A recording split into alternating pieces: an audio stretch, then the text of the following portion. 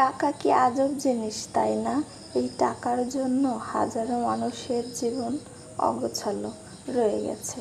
টাকা ছোট্ট একটা কাগজ, অথচ এর ওজন যেন পুরো পৃথিবীর চেয়েও বেশি। এই টাকার জন্য কেউ রাত জেগে পরিশ্রম করে, কেউ নিজের স্বপ্ন বিসর্জন দেয়, আবার কেউ প্রিয় মানুষগুলোকেও হারিয়ে ফেলে। কত হাসি থেমে গেছে, কত সম্পর্ক ভেঙে গেছে, কত মায়ের চোখের পানি শুকিয়ে গেছে শুধু এই টাকার অভাবে। কিন্তু অদ্ভুত, তাই না?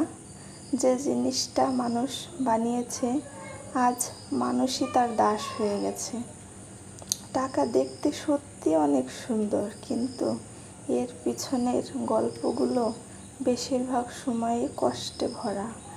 কারো কাছে এই টাকা সুখের চাবি, আবার কারো কাছে সারা জীবনের অপূর্ণতার নাম।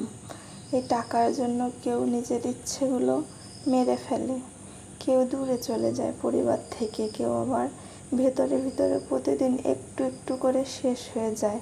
টাকার কোনো মৃত্যু নেই, অথচ এই টাকার জন্য হাজারো মানুষের মৃত্যু হয়।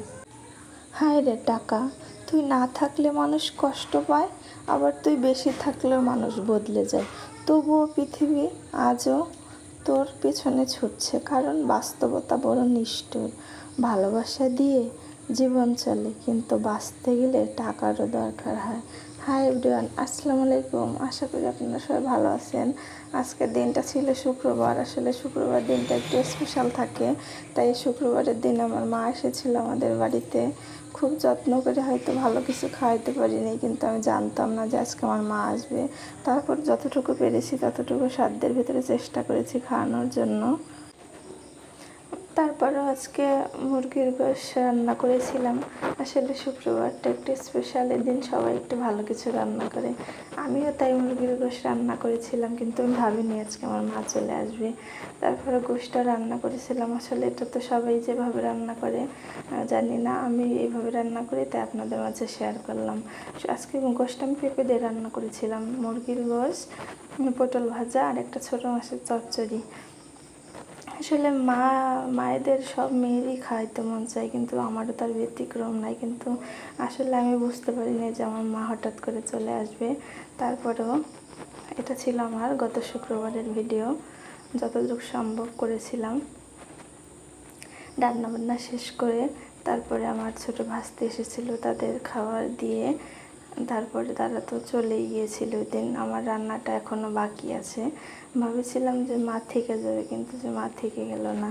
ভিডিওটা করছিলাম আর ভাবছিলাম কি আজব, তাই না? আমি কখনো ভাবিনি যে আজকে আমার মা আসবে, কিন্তু মা চলে আসলো।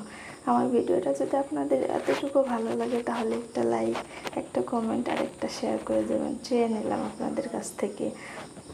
আপনারা যদি একটা লাইক আর একটি কমেন্ট একটা শেয়ার করেন, তাহলে আমি নতুন করে ভিডিও করতে আগ্রহ জাগবে। ধন্যবাদ সবাইকে। আল্লাহ হাফেজ। এত সময় আমার ভিডিওটি দেখার জন্য। দেখেন আমার তরকারিটার কি সুন্দর কালার হয়েছে। ভালো থাকবেন সবাই। আল্লাহ হাফেজ।